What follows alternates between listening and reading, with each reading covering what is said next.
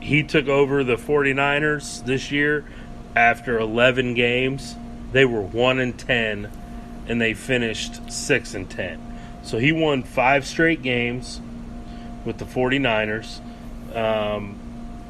He threw for 1,500 yards, 1,542 to be exact. And I have told you before, at that position, you have to have a guy that is a winner, that has a winning mentality, that can lead your team. And obviously, they didn't have that going 1-10. Obviously, Jimmy Garoppolo has something to win 5 straight games with a really bad team. I think, and I don't know, I know they started Brian Hoyer some of those games, and Brian Hoyer is pretty much a perennial backup. Mm-hmm. But I don't know what else they started, but as soon as they brought Jimmy G in, man, and the cool thing is they traded for him, and they let him sit for a minute, learn the offense, go into practice, study the offense, because it's different. It's Kyle Shanahan, who I think is a great offensive mind. Yep. And dude, he looked really good in like specific like situations, because his stat line is not like super. His stat line wasn't super impressive, but he gets W's, and then also when it counts, I mean, he makes the big time throws, and that roster is not deep. No, not at all. They did not have a good roster. So he has started 7 games in the NFL. He started 2 in New England, and obviously at 5 this year. He's 7-0. He's a starter. He's never lost as a starter. His total QBR in his 7 starts is 77.7. And we've talked about before, 50 is about average on QBR. So he is above average, definitely, as a starter in the NFL. And you got to think, too, he just learned the offense, came in halfway through the season. He's already winning games for him. You give him a full offseason. Now, I'm not saying the 49ers are going to win 12 games, because that division is pretty tough. It is a tough division. But dude, he's going to be really good. And I was kind of going over the contract here. The 49ers, I think, they had the second most cap space in the NFL next to the Browns. Okay. And what they did was they front-loaded the contract. So Jimmy G's going to get most of his money early. Yep, in the first 3 years. And then later on, when they want to start stacking that roster, they're going to have the space for it. I think John Lynch has knocked this one out of the park. He got his guy. He locked him down. And there's no any kind of off-season drama, nothing. I think Lynch has done a really good job. I definitely think that he did a good job. I'm a firm believer in, like I said, at the quarterback position, you have to have a leader. You have to have somebody your team believes in, because it makes the defensive guys play harder when they can believe in that quarterback, in my opinion, most of the case. So if you found your guy that you feel can lead your team and win games, then sign him. Get him paid. Obviously this is the highest paid player now in NFL history. Did you have to go that high? I don't know. I don't know how the negotiations went. But, I'm not going to fault the contract. I think, locking your guy down is definitely a good thing.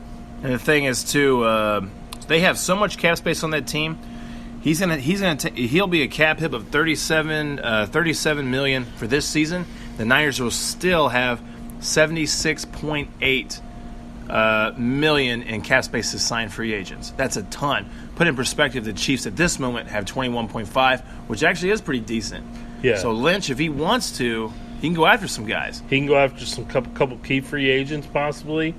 See if the Patriots want to part with Malcolm Butler. Yeah. Yeah. I mean, that could definitely happen. And they're going to have a high draft pick. I think they're like 9 or 10. So, you're going to get a good player there, a top 10 player, and you can continue to build this team.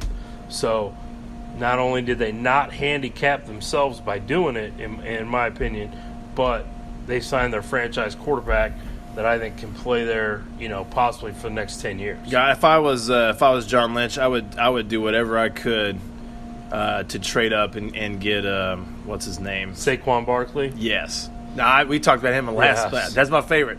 If Lynch can move up and get that dude, like if Jimmy G and him, hey. and you get a couple veteran receivers, get some guys some good hands, man, that team would be nice. Yeah. Those 49ers-Rams games would be pretty fun to watch. Yeah. I mean, I've said it before here on the show. Saquon Barkley is a franchise changer. He is, in my opinion, the best player in the draft. And wherever he goes, he will change the fortune of that franchise for the next 10 to 15 years. What round would you draft him in fantasy?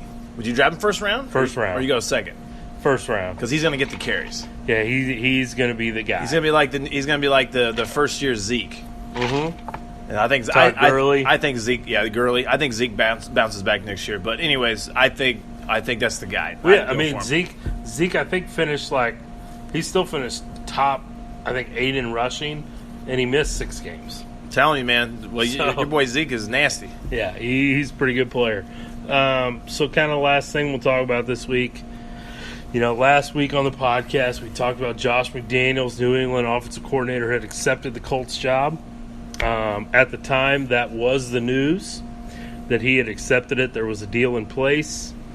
It came out later that afternoon after we posted the show that he backed out. For whatever reason, really nothing has came out saying why he backed out. Isn't it he had a meeting with Kraft and he's promised the head coaching job for the Patriots? That's the rumor, but nobody has confirmed that. But that's the thought that he backed out of that because he's promised another job. But in my opinion, that was a bad move on his part because he had already, signed some assistants. He had already went and got coordinators. He had already talked to some other guys as position coaches and said, "I'm going to bring you in." So those guys are SOL? Yeah. I know a couple of them I think are staying with the Colts. But after he backed out, they took a few more days, did some interviews, and hired Frank Wright, who was the Philadelphia offensive coordinator, as their next head coach. A lot of people will know his name because he played for the Buffalo Bills in the early 90s and led the largest NFL comeback in playoff history against the Houston Texans, and came back and won that game. So he's a gamer for sure. He'll probably bring he's been with Peterson for 2 years, right? He'll probably take his aggressive style, and it's a guy that's, Peterson's done a really good job, and if this guy's learned anything from him, I think I like the aggressive style. It's funny, I really like running the ball and controlling the clock, but aggressive for me is if it's 4th and 2, it's 4th and 1, and you got decent field position, I think you run it, or I think you go for it. Peterson, did the Philly special, but it's another time I think they ran it and they got it or whatever, but because I think he went for 2 4th downs in the Super Bowl. Yeah, got both of them. And they did go for it on 4th down more than any other team this year. I like that. I think if you got 1 or 2 yards to go, man, do it. Go for it. Yeah, I know, where I've been coaching the last couple of years, we were a flex bone team, and we were pretty aggressive on 4th down. Should be. Just because we had a lot of 4th and shorts, and, our whole deal was ball control and keep the ball in our hands, and so we went for it when we did have 4th and shorts. If you don't think you can get that 1 yard, what are you playing? Why are you playing? Yeah, especially in, our triple option scheme, flex bone. If we can't get a yard, we're not very good at what we're doing. Yeah, you'll see other teams that do that too. Army, Navy, Georgia Tech will do that. Yeah, you go for it. Guess you hand it off to the full. You just make that read. Yep, you just make that read. Especially in high school, it's hard for those defensive guys to be disciplined the entire game, and that's kind of what you count on in that attack, the triple option attack, is you just count on that defensive guy to make a mistake. You capitalize on it. It'll be really interesting to see what coordinators he brings in and all that stuff. But and then interesting to see where Andrew Luck's at with his injury. I don't know. I guess nobody really knows if he's all the way healthy or what, or how severe it actually was. Because you get to a point where your season's lost. You just don't bring him back. Yeah, and he really hasn't played in 2 years, so it's kind of and I feel like they've been. Well, he's fine. I felt like this year they were like, oh, he's okay. but we're not winning very many games, so we're going to just shut them down. I would have done the same thing. And the Packers did that with Rodgers, too, Yeah. once they kind of figured out. They brought him back for the one game and lost, and then they were like, They were like, all "Oh, right, he's done." he's back on the Yeah. IR. You're hurt again. I mean, was he hurt? Maybe. But, I mean, Dallas did the same thing with Tony Romo, a few years ago. They brought him back for like a Thanksgiving Day game against Philly, I think, and got completely whooped. Or no, it was against Carolina. Got whooped, and Tony Romo went right back on IR. I think it's a smart thing to do. If you Yeah. can pull it off, just don't wait. Don't get your guy even hurt even more. Yeah. Unless you're making that playoff push, or whatever. So Yeah, so, Frank Wright, it'll be interesting to see what he does with his staff there in Indy and what they do going forward. yeah, for sure. But I'm glad that they moved quickly and didn't, the GM did kind of throw some shade and say in his press conference where he announced McDaniels had backed out, he did say the rivalry is back on. So, Okay. that's kind of been, a little going back and forth, Indy and Patriots, more when Peyton Manning was over there. You get healthy, you get Luck healthy, and you draft Barkley. Yeah, it is back on. Yeah, you can compete with New England at that point. Go for it.